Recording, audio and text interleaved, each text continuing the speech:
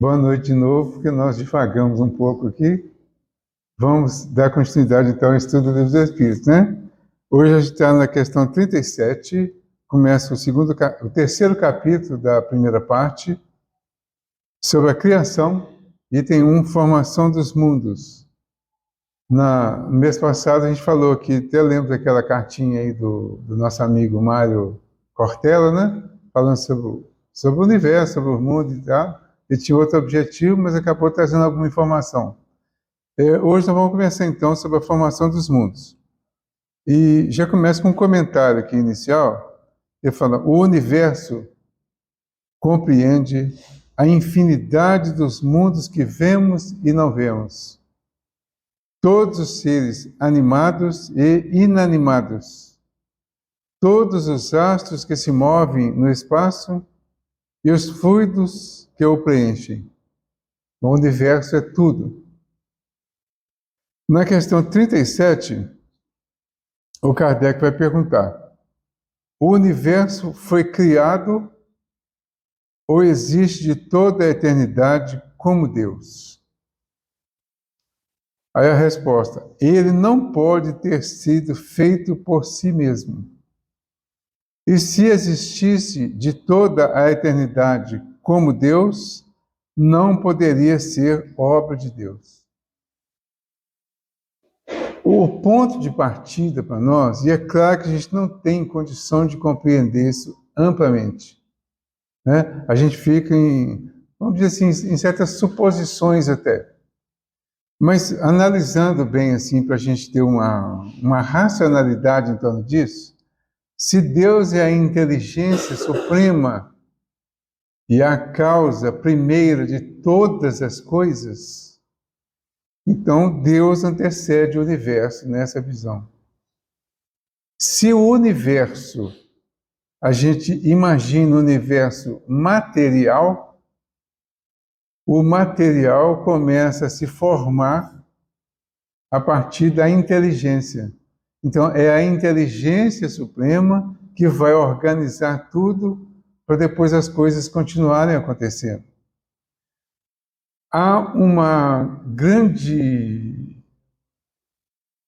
confusão, vamos dizer assim, eu não achei outra palavra, era o caos antes, né? Então eu posso falar confusão, está entre a criação e o que nós sabemos até agora.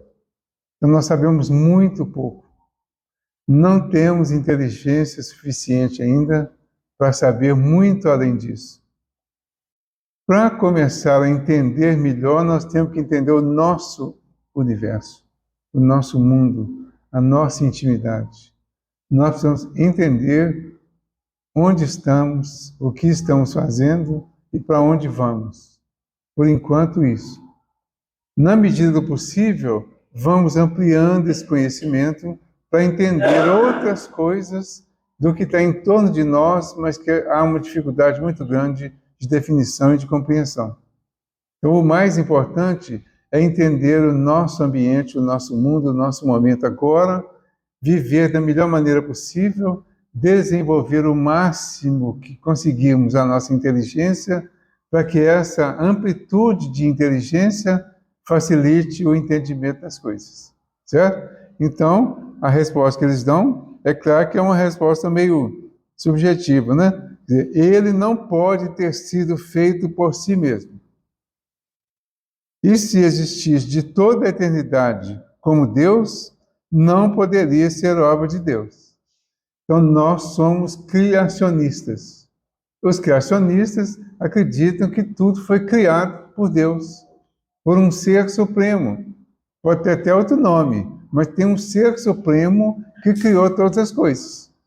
No caso, nós chamamos de Deus. Nós podemos chamar de Jeová, de Yahvé, pode ou não quiser, né? Mas há um ser supremo, uma inteligência suprema, uma inteligência muito mais avançada que criou tudo. Então, somos criacionistas, né? E eu acho bacana no Espiritismo isso, porque ser criacionista é legal, né? Que a gente acredita que tudo foi criado. E não faz mal nenhum para nós acreditar assim.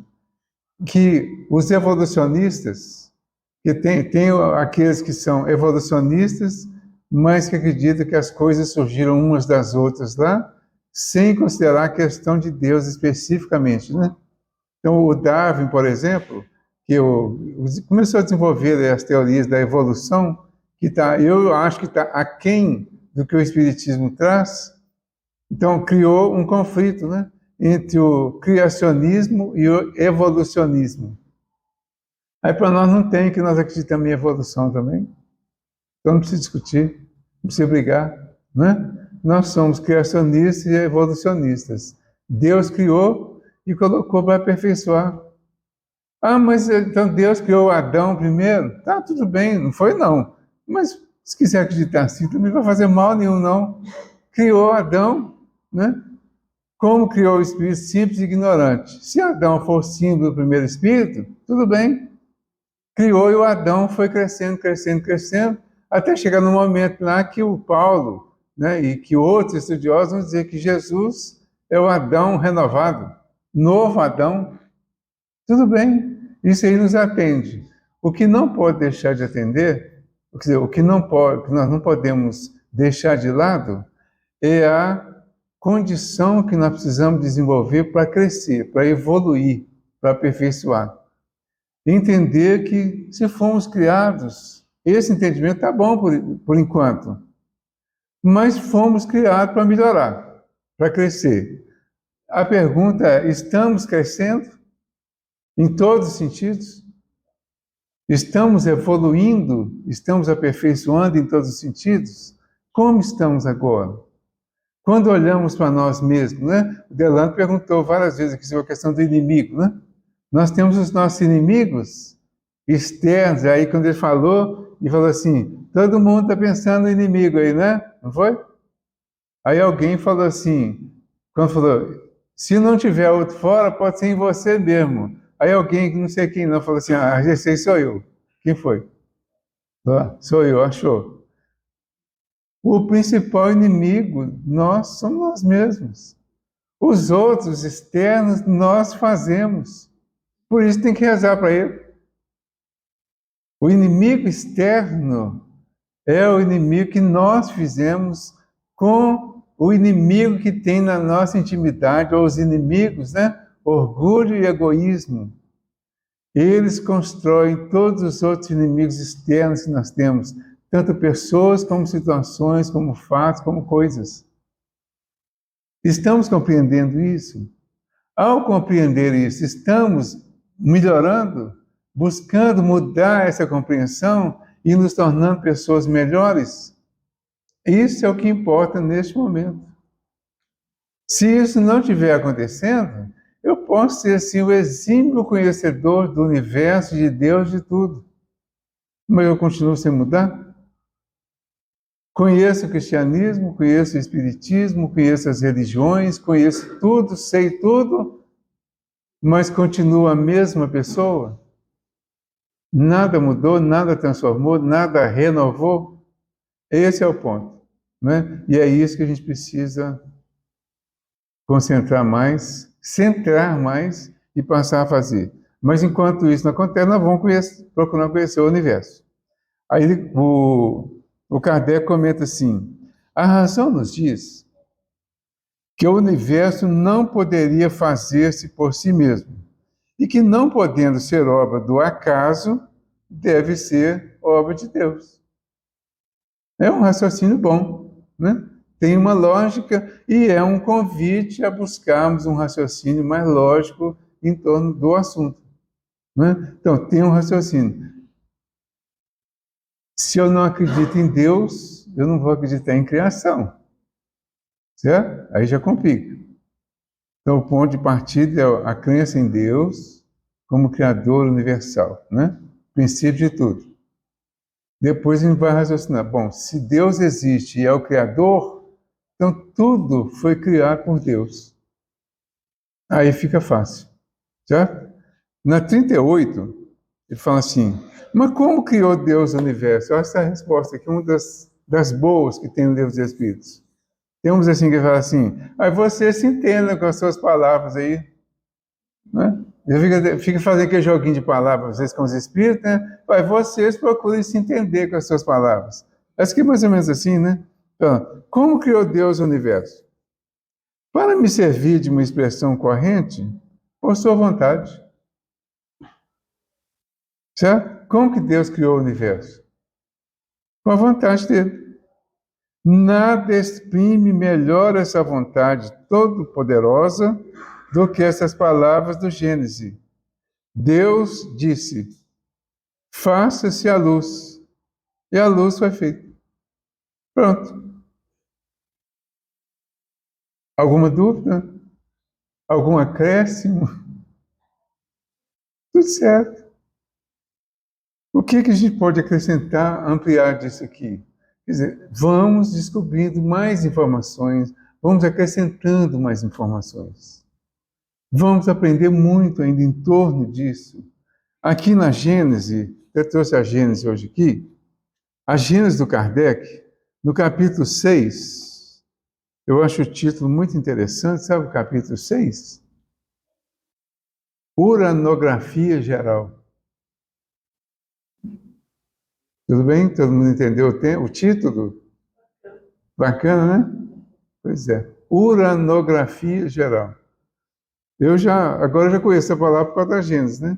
Mas no dia que eu vi a primeira vez, eu falei, não é possível ter esse palavrão aqui no livro Gênesis, né? A uranografia é o ramo da astronomia destinado ao estudo das constelações e dos asterismos. Foi eu que escrevi aqui, por isso que não estou conseguindo ler. Asteroides? Eu escrevi asterismos, mas deve estar relacionado, né? Então, é um ramo da astronomia destinado ao estudo das constelações, todo o universo. Pode colocar assim. Então, aqui nesse capítulo, é a Gênese do Kardec, tá, gente? Ele vai falar sobre o espaço e o tempo, a matéria, as leis e as forças, a primeira criação, a criação universal, os sóis e os planetas, os satélites, os cometas, a Via Láctea, as estrelas fixas, os desertos do espaço, sucessão eterna dos mundos, a vida universal e diversidades dos mundos. Então, aqui, no quinto livro, a gente está estudando o primeiro, né, que é o Livro dos Espíritos. No quinto livro, ele vai abrir algumas questões, mas muito baseado na ciência, inclusive, nas descobertas da ciência. E os Espíritos vão acrescentar algumas coisas em relação ao que a ciência foi descobrindo ao longo do tempo também. Ou seja, eles vão adaptar até algumas coisas da ciência, somando com as informações que eles trazem, para não ficar até muito agressivo para nós e para não ficar muito diferente do que a ciência trouxe. Que o objetivo da doutrina é fazer a aliança da ciência com a religião. Se ela diversificar muito da ciência, a ponto de ficar muito distante, vai acabar cortando essa aliança. Então eles fizeram uma sintonia, fizeram adaptações, e vai mostrando para nós aqui que o que está escrito na Bíblia, por exemplo, sobre a criação, ele vai mostrar aqui que não há divergências profundas, assim que possa mudar o rumo completamente do entendimento. Vai mostrar que há possibilidade de fazer adaptações e conciliar uma coisa com a outra, para não continuar a briga da ciência com a religião, ou da religião com a ciência. Porque essa briga fez com que o Galileu, por exemplo, descobriu que a Terra não era o centro do universo, né? E ele descobriu, cientificamente, a religião não aceitou e criou uma grande confusão. Ele foi excomungado, inclusive, né? Então, mas ele reencarnou depois. E é claro que a ciência não aceita isso, né? Que ele reencarnou. Aí o Galileu reencarnou, e há quem diga, eu não afirmo nada, tá? Mas vou esperar você sair para falar. Há quem diga que ele é o Camilo Flammarion. Sabia? O Camilo Flammarion era bibliófilo, hoje é dia das palavras difíceis. Bibliófilo. Bibliófilo é uma pessoa viciada em livro. Deve ser um Delano, assim, por exemplo, né? Passa assim, passa na livraria lá e fica doido pelos livros lá, né? Então, ele era bibliófilo. Aos 18 anos, ele passava um dia em Paris, no centro de Paris, numa livraria, e viu uma novidade, tinha uma obra lá diferente. Ele foi, abriu a obra, e abriu exatamente no assunto que ele estava estudando. Sobre a formação dos mundos, sobre a existência de vida em outros planetas e tal. Ele abriu exatamente nesse assunto que ele estava trabalhando.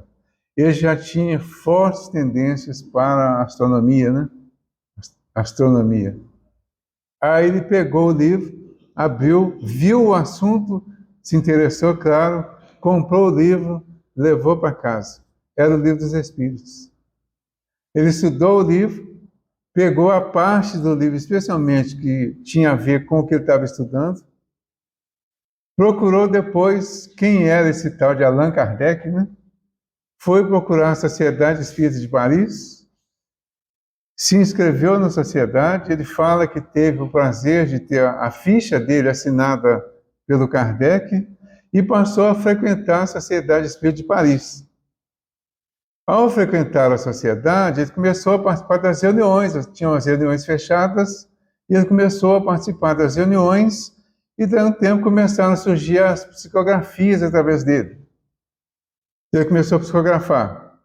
E ele psicografava principalmente assuntos relacionados com o espaço. Tá? Mas um dia, e todo mundo definindo tudo como se fosse psicografia, um dia ele chamou o pessoal e falou que não era psicografia. Porque ele parava e começava a hora que ele queria. E a psicografia, normalmente, quando pega mecânica, né, vai direto. E ele parava e começava a hora que ele queria. E os assuntos estavam bem de acordo com o que ele pensava e tudo mais. Então, aí chegaram à conclusão, e claro que as psicografias tinham tudo a ver com as ideias, com os escritos, com os ensinamentos do Galileu. Por isso falavam que era a psicografia do Galileu através dele. Ele falou que não era o Galileu. E chegaram à conclusão que ele era o próprio, que não era psicografia. Ou seja, era animismo, né? Que era ele mesmo escrevendo, só que agora ele estava em outro corpo, mas estava escrevendo as coisas, os conhecimentos que ele tinha desenvolvido de antes e que continuava desenvolvendo agora. Era o próprio, né? Isso, gente, tem obras, né, falando sobre isso. Como que é? A biografia do Kardec que fala isso? Tem a biografia do Kardec. Eles fazem esse comentário, né? Isso. Aquela obra de Zeus Vantuil e... Isso. Zeus e Vantuil. Isso. São 3 volumes, né?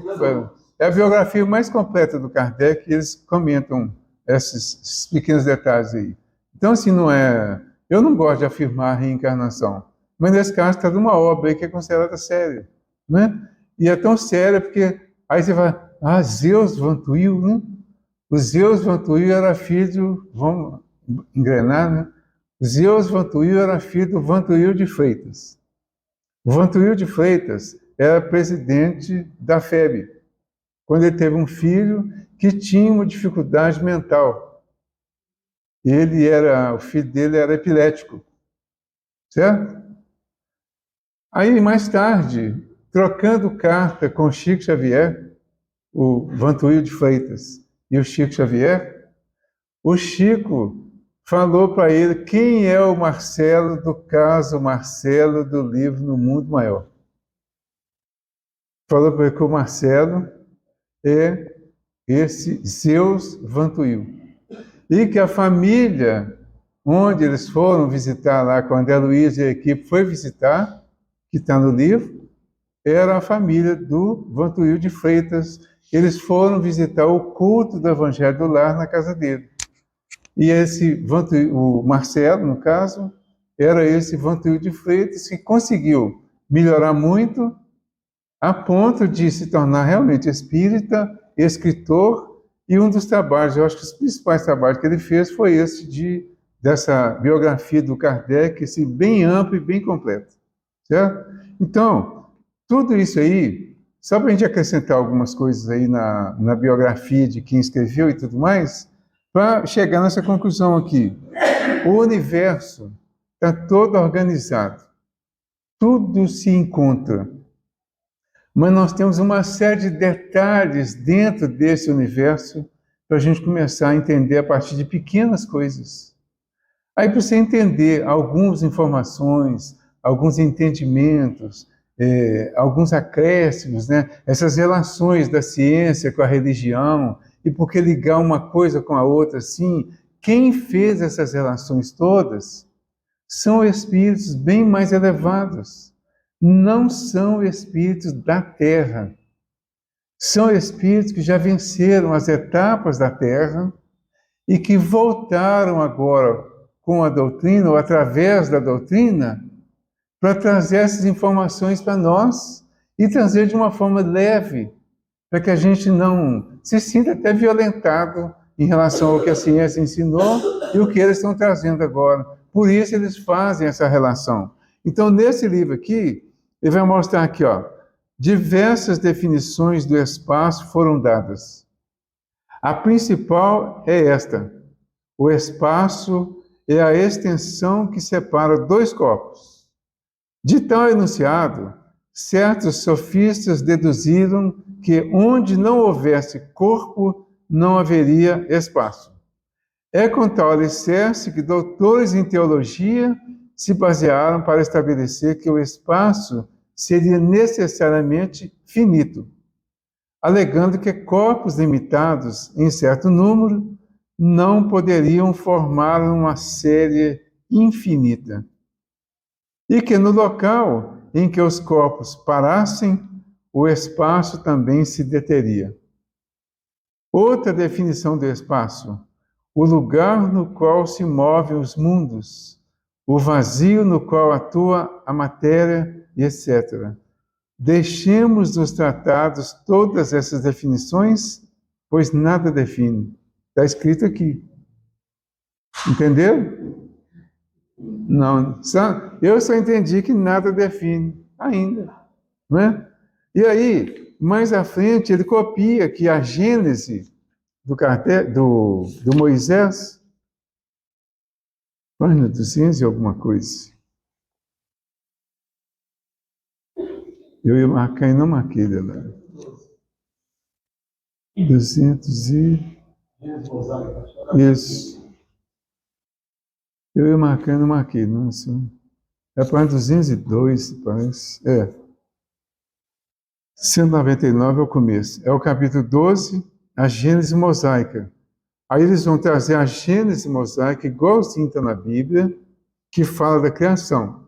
O primeiro, o segundo, até o sexto dia da criação, tudo igualzinho está na Bíblia. Depois ele vai trazendo as explicações, mostrando, por exemplo, que os 7 dias da criação, os 7, né? Não são 7 dias de 24 horas. Não tem que ser.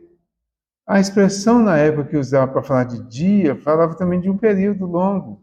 De um dia de 24 horas, de 1 hora, ou de um período mais longo. E que entender que os períodos são muito mais longos do que se imagina, não diminui a grandeza de Deus. Então, por isso, eles conciliam uma coisa com a outra, explicam e vai falando da formação de tudo. Aí, quando a gente vai estudar a evolução, você vai pegando dia a dia e vai vendo um processo de evolução que vai acontecer em 6 simbólicos dias para fechar tudo no 7º dia, simbólico, que é o dia, o número perfeito de Pitágoras, que é o número que os ocultistas, os estudiosos aí do passado, né?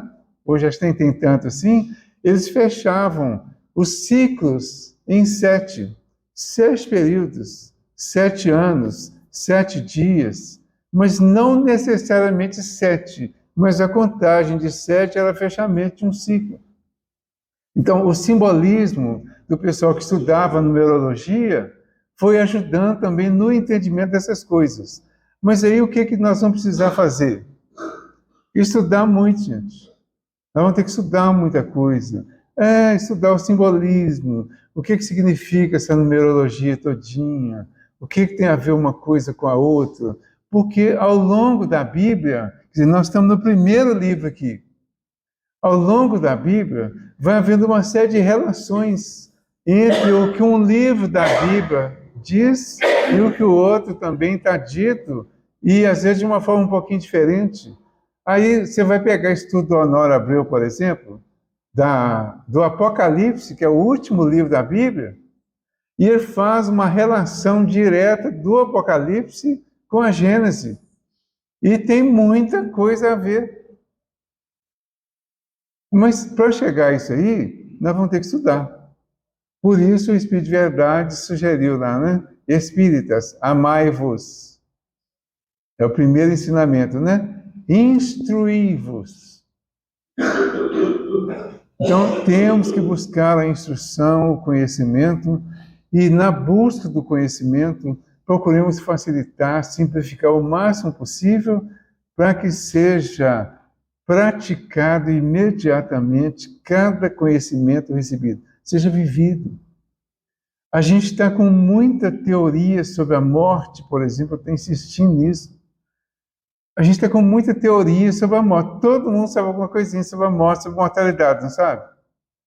Mas se a gente sabe sobre mortalidade e continua com medo de morrer, está adiantando saber? Então o que a gente precisa fazer? Eu aprendi isso, então agora eu preciso ver como é que pode ser a prática disso. Aí eu aprendo sobre a imortalidade, aprendo sobre a morte, tem um monte de exemplos, um monte de até de figuras que o pessoal traz, de tipo parábolas, né? Para falar a respeito, para ilustrar o assunto. Aí eu fico buscando justificativos para continuar sofrendo horrivelmente porque alguém morreu, porque eu vou morrer, que eu posso morrer a qualquer momento. Eu não estou criticando ninguém porque sofre, porque vai sofrer, porque está sofrendo, porque alguém morreu, porque ainda está com medo, porque ainda não entendeu. Eu estou chamando a atenção para que nós estudamos esse assunto. Esse é um dos principais aspectos da revelação espírita. A questão da imortalidade. Se está falando da formação dos mundos, formação do universo, nós fazemos parte do universo. Se nós fazemos parte do universo, nós não vamos acabar. Não é lógico Deus ter feito esses seres inteligentes que nós somos, que fomos concluídos no sexto dia, no último dia lá da criação divina. Quer dizer, é o último ser criado, ele oferece tudo ao homem, a esse ser homem, para ele tomar conta de tudo. Aí, de repente, ele acaba com tudo. Então, se nós raciocinarmos nesse sentido, nós veremos que a vida vai continuar. Como nós imaginamos que amanhã, depois de um sono, que nós vamos esquecer de tudo, amanhã nós vamos acordar e continuar vivendo, assim vai ser essa relação entre a vida e a morte aqui. Hoje eu estou aqui vivo, né? Acordado. Daqui a pouquinho, bem mais tarde, né? Eu vou dormir. Perco contato com tudo, perco a consciência de tudo, vou dormir. O corpo vai dormir, eu, espírito, não, mas eu não vou lembrar. Então é como se eu tivesse ficado neutro um tempo. Amanhã de manhã, ali de madrugada, lá para as 10, 11 horas da madrugada, eu vou acordar, vou levantar e volto à vida normal. Eu tenho certeza disso, uma certeza hoje, com uma convicção de que se o meu corpo não acordar amanhã, eu vou acordar. Talvez demore um pouquinho mais, mas eu vou acordar. Eu tenho certeza, convicção disso. Essa convicção precisa ser completada, continuada, acreditada, para que a gente continue vivendo em paz, com a consciência, com o universo.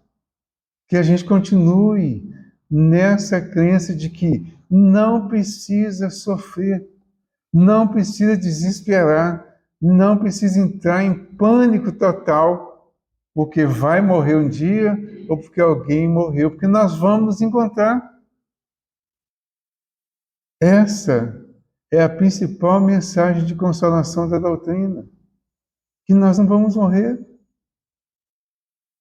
O Cristo Consolador foi que trouxe essa mensagem para nós, que é ao vivo. Ele avisou antes que ele ia, avisou como seria de uma certa forma, viveu todo o processo que antecipou a morte, sabendo tudo que ia acontecer, foi, viveu tudo, demonstrou tudo para nós, se permitiu, ou seja, permitiu que o corpo dele fosse pregado na cruz e ficasse lá até morrer, e 3 dias depois ele aparece vivo.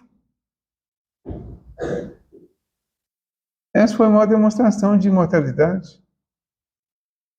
E nós sabemos disso.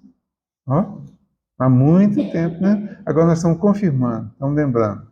Então vamos pensar sobre isso.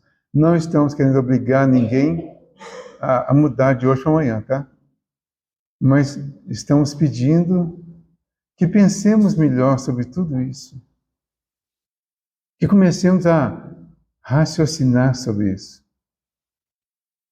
Colocar a presença de Deus em nossa vida e entender que Deus não faria nada que fosse só ruim para nós. Que algumas coisas que nós achamos ruins, logo em seguida vem alguma coisa boa. Eu ouvi hoje, não sei onde, eu li não sei onde hoje, que quando a noite está muito escura, é sinal de que o dia já está para amanhecer. Bonito isso, né? Até decorei. Ok, gente? Então, como Deus criou o universo? Para me servir de uma expressão corrente por sua vontade. E nada exprime melhor essa vontade todo-poderosa do que estas belas palavras do Gênesis.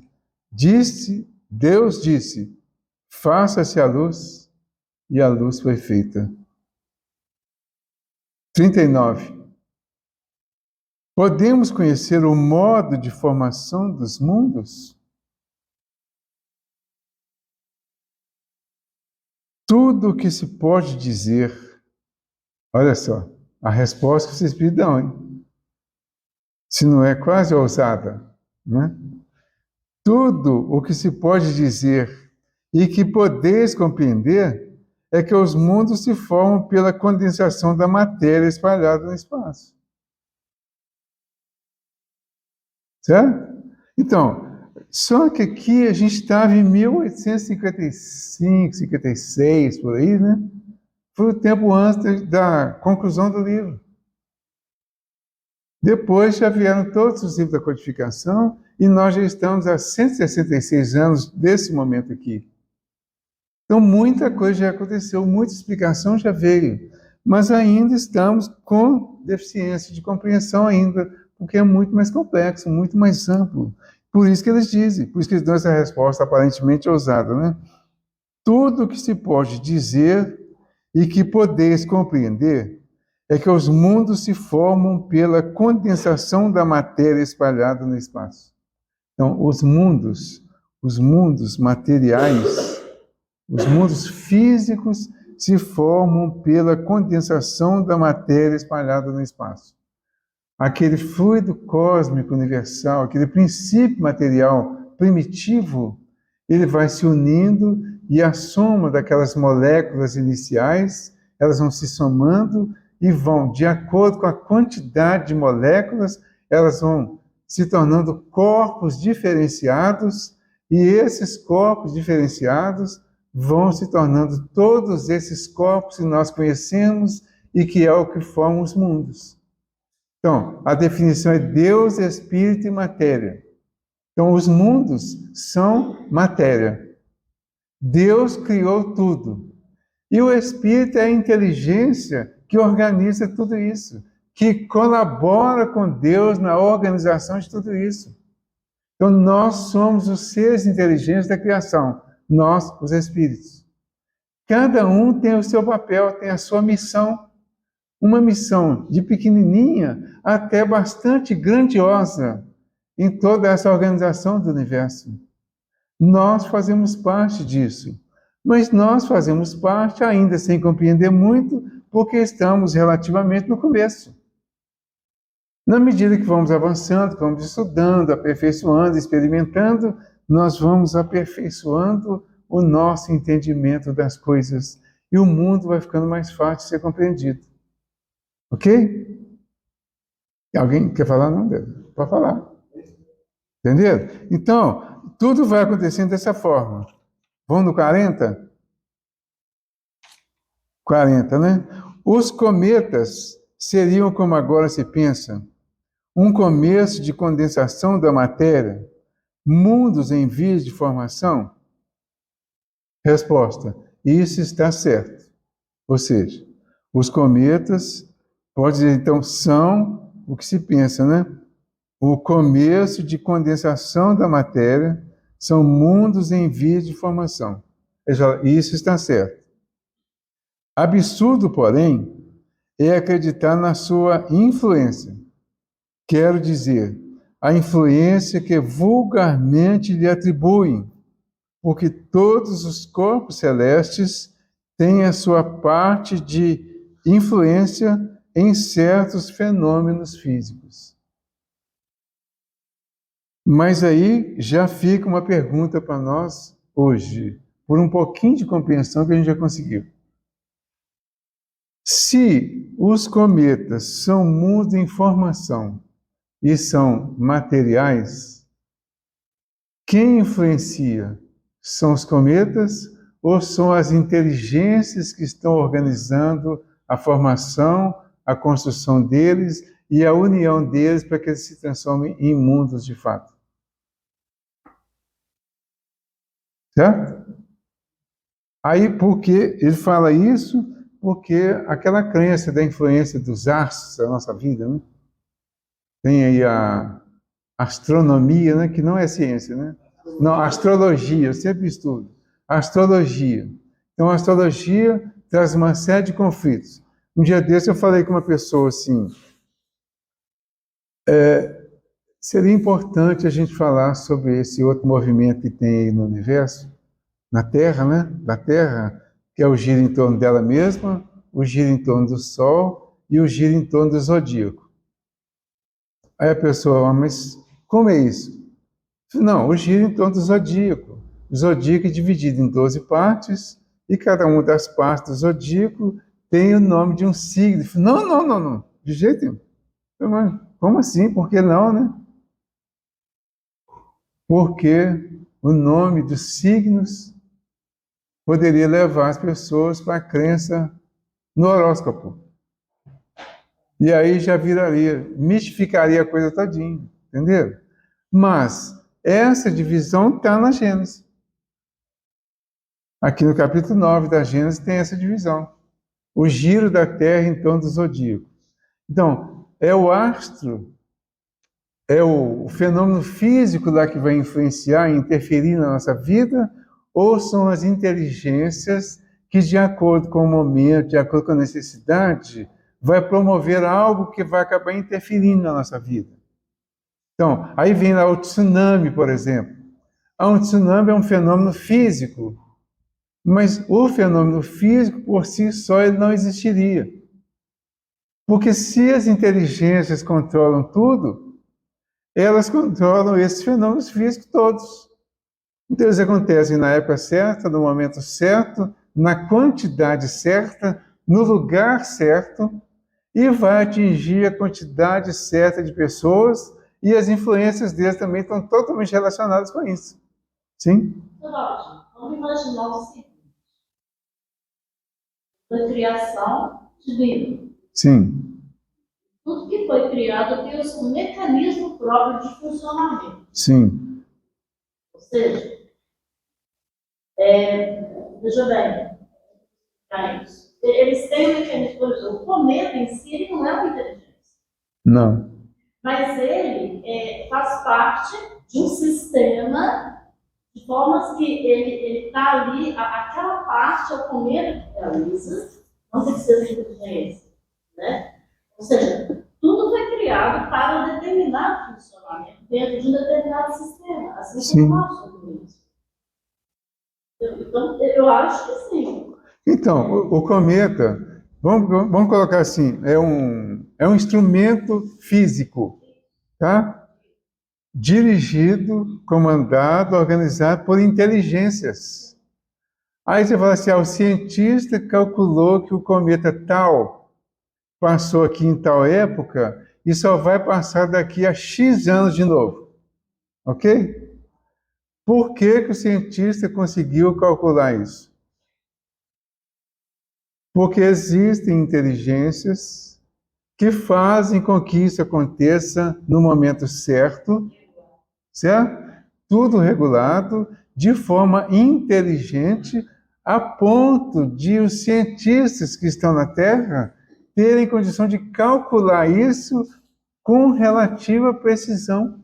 E a ponto de pessoas atribuírem, sei lá, poderes aos astros. Seria a influência da Lua na Amazônia? Pois é, aí vem aquela influência da Lua, influência disso, influência daquilo. Então, é aí que acaba levando para o lado do misticismo, sem entender exatamente o que. Né? Mas tem, de uma certa forma, tem uma influência. Não, nem sempre, pelo menos, da forma que a gente entende. A colocação que existe responde. Só responde, vai embora mais além. Podemos afirmar que existem os cometas, são mundos em vias de formação, mas isso é certo. Bom, vamos pensar na ideia do cometa, que ele está se projetando pelo espaço. Ele está ali agregando toda a materialidade, né, do cosmos, e em determinado momento que nós não sabemos quando está ou que vai ser, mas que as inteligências que nos trazem estão ali operando para criar novos mundos, porque esses mundos serão criados, primeiramente vai ser criado um núcleo central, que no caso é o Sol, para agregar esses mundos.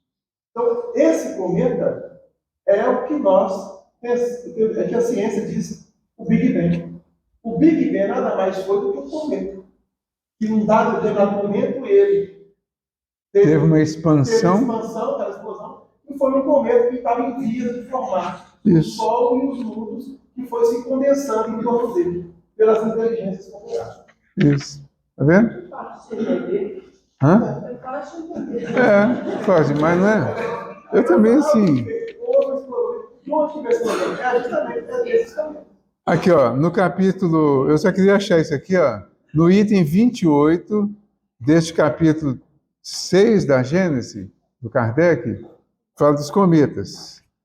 Ele fala assim, ó. Astro iluminado constituído por uma cabeça e por uma cauda. São astros errantes, mais ainda que os planetas que conservaram a denominação etimológica.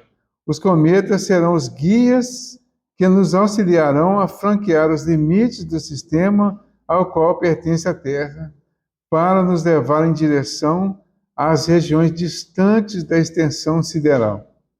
Porém, antes de explorar os domínios celestes, com o auxílio desses viajores do universo, será bom fazer reconhecer, tanto quanto possível, sua natureza intrínseca e seu papel na economia planetária. Entendeu? Eu não entendi, não. Se você entender, tudo bem. Como é que é, Simone? Oi. Na resposta, isso porém, é fechar a influência dele. E aí, a influência que vulgarmente lhes atribui. Então, sim. Essa atribuição aqui é dessa época. Sim. Não é do nosso século de 2000, do século Então, a gente teria que estudar qual é a ideia da influência dos astros na época de Kardec. Bom, essa é a primeira coisa. Eu tenho uma experiência pessoal de ter uma pessoa conhecida. Eu quero falar que eu acho importante a gente desmistificar essa ideia de que a astrologia não é ciência. A astrologia é uma ciência profunda, porque eu tive a oportunidade de ver estudando astrologia, que fazia o mapa astral à mão, o mapa astral à mão, e familiarmente, né, nós tivemos, quando a Bia nasceu, também ele fez o mapa astral de todos da família, e foi um autoconhecimento extraordinário, maravilhoso para todos nós, e lá em casa tinha mais de 50 livros de astrologia ligado à psicologia. Então, a psicologia é muito mais profunda do que a gente imagina. Sim. Não fala isso abertamente para as pessoas, mas ele considera a astrologia como uma fonte maravilhosa, que é. Pessoalmente, ele fez o meu mapa astral, que foi maravilhoso para mim e para minha filha, né? Então, estou aqui só jogando essa sementinha, para que a gente tenha mais a ver com a verdadeira astrologia. A astronomia é um ramo da ciência que veio da astronomia. A astronomia é um ramo da ciência que teve como base a astrologia. Da mesma forma, a química, hoje nós estudamos, teve como base a alquimia.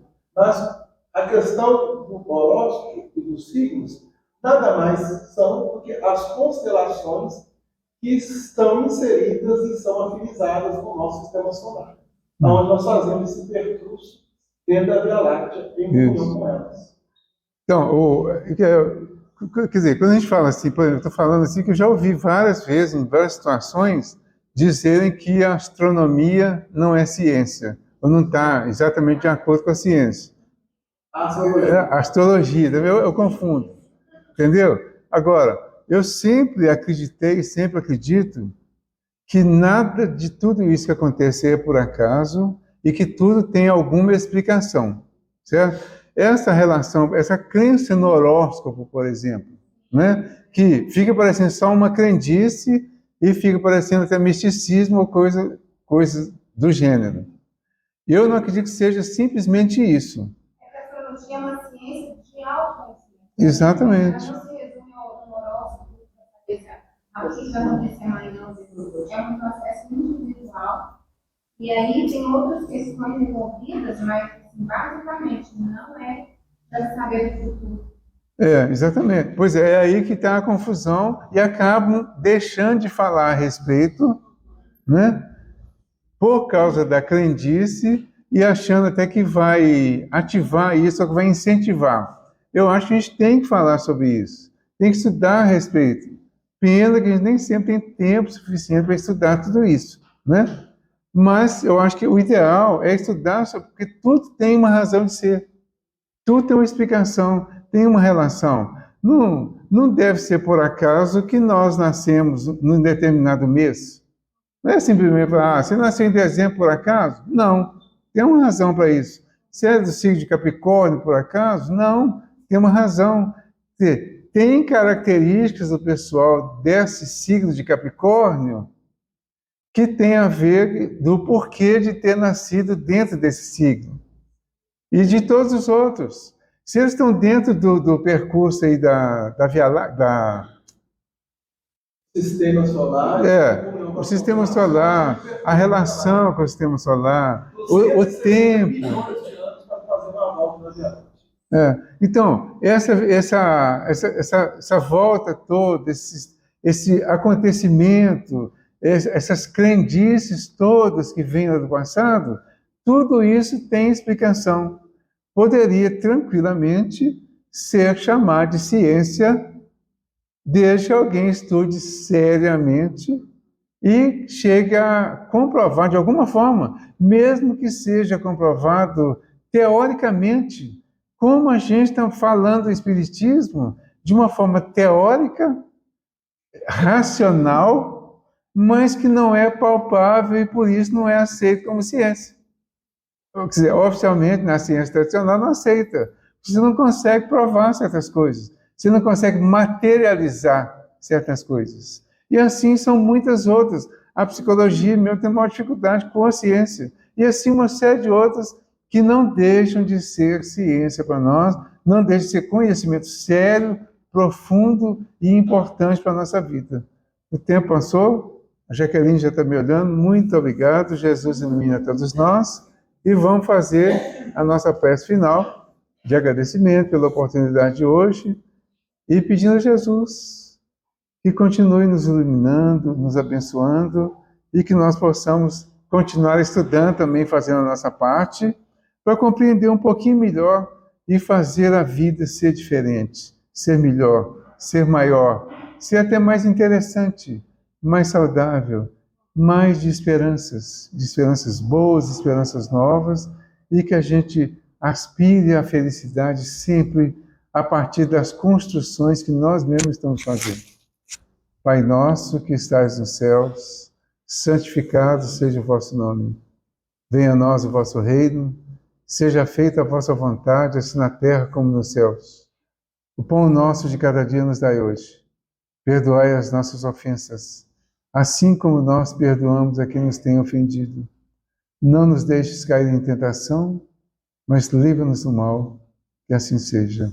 Obrigado, Senhor, por essa oportunidade, por este cantinho, por todos aqueles que estamos aqui hoje, encarnados ou desencarnados, participando deste momento de estudo, de vibração e de sintonia com o teu plano de luz. E muito especialmente, reforçando as nossas vibrações, o nosso desejo de paz, de felicidade, de saúde e harmonia ao nosso amigo Fernando, pelo seu aniversário hoje. Que o teu amor nos envolva a todos, agora e sempre. Que assim seja. Obrigado.